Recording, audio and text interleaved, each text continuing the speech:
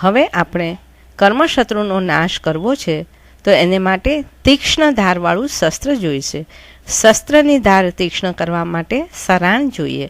સંયમના શસ્ત્રની સંતોષરૂપ ધારને વિવેકરૂપ સરાણ પર તીક્ષ્ણ કરે એવા શસ્ત્રને લઈને કર્મશત્રુ પર તૂટી પડવાનું છે. અહીં સંયમ, સંતોષ, વિવેક કર્મક્ષય માટે જરૂરી છે. કર્મના ક્ષય માટે સર્વ સાવધ્ય યોગથી વિરામ પામવા અને પરિણતિના ત્યાગ સ્વરૂપ એક જ શસ્ત્ર સંયમ છે. આત્મા અને દેહાદિનું ભેદ જ્ઞાન થવાથી પ્રાપ્ત વિવેકના કારણે સંયમરૂપ શસ્ત્ર તીક્ષ્ણ બને છે. વિવેકને લઈને આત્માને સ્વ અને પરના સ્વભાવનો પરિપૂર્ણ ખ્યાલ હોય છે. ધૃતિ એટલે મળેલી અનુકૂળતા જાય કે પ્રતિકૂળતા આવે તો પણ ચિંતા નથી. સંતોષ સંયમ સ્વરૂપ શસ્ત્રને ધારદાર બનાવે તેની ધાર છે ધૃતિ. ધૃતિ સ્વરૂપ ધારને લઈને સંયમાસ્ત્ર કર્મનો ઉચ્છેદ કરવા સમર્થ બને છે.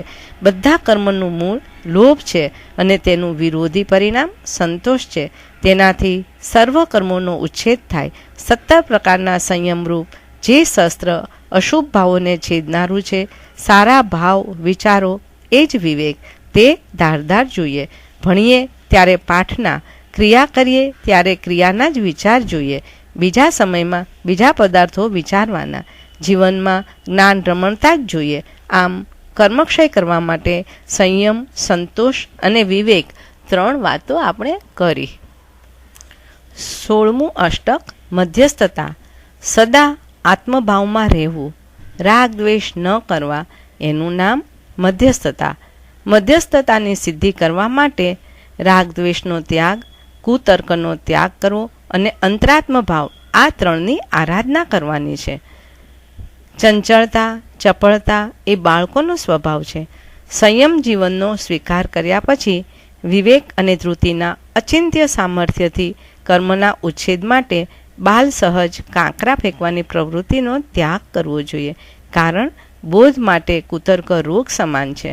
શમનો નાશ થાય છે, શ્રદ્ધાનો ભંગ થાય છે. અભિમાન ઉત્પન્ન કરનાર કુતર્ક અનેક રીતે આત્માનો શત્રુ છે. તેથી તેનો ત્યાગ કરી રાગ દ્વેષને આધીન થયા વિના સાધકે ઠપકો ન મળે એ રીતે મધ્યસ્થ બનીને રહેવું જોઈએ. દાખલા તરીકે જમાલી, મહાવીર સ્વામી ભગવાનના જમાઈ, તો જમાલીમાં સુખ, વિરક્તિ અને ભોગ વિમુખતા શું ન હતા? છતાં રાગ અને દ્વેષથી તે પર ન બની શક્યો. તેને માટે તત્વ પ્રત્યે દ્વેષ હતો. માટે તેને એટલે કે જમાલીને કેટલા મનુષ્યના ઉપાલમ સાંભળવા પડ્યા. ખુદ પરમાત્મા મહાવીર દેવનો ઉપાલમ તેને મળ્યો. પત્ની આર્યા પ્રિયદર્શનાએ તેનો ત્યાગ કર્યો. સેંકડો શિષ્યોએ તેને ત્યજી દીધો. છતાં તે મધ્યસ્થ ન બન્યો. અસત તત્વને સિદ્ધ કરવા તેણે સેંકડો કુતર્કના કાંકરા ઉછાળ્યા. અસત તત્વનો દ્રઢ પક્ષપાતી બની ગયો. આમ મધ્યસ્થતા એટલે કે સદ અસદ, તત્વ અતત્વ, સત અસત, હે ઉપાદે, સ્વ પર વગેરેને યથાર્થ રીતે જાણીને તે વિષયમાં રાગ દ્વેષ કર્યા વિના સ્વ સ્વરૂપમાં સ્થિર થવું. કર્મજન્ય ભાવોમાં જ્યાં સુધી રમણતા છે ત્યાં સુધી મધ્યસ્થતા ન આવે. સ્વભાવનો ત્યાગ એ જ મોટો ઉપાલંબ એટલે કે ઠપકો સમજવો. પરમાર્થ એ છે કે રાગ દ્વેષથી પર બનવા, કુતર્કનો ત્યાગ કરવો. મધ્યસ્થ પુરુષનું મન અહીંયા ઉપમા આપી છે. મધ્યસ્થ પુરુષના મનને વાછરડાની ઉપમા આપી છે. યુક્તિ ગાય છે, ગાયની પાછળ વાછરડું દોડે છે. તેમ મિથ્યા દ્રષ્ટિ પુરુષનું મન એ વાંદરો છે.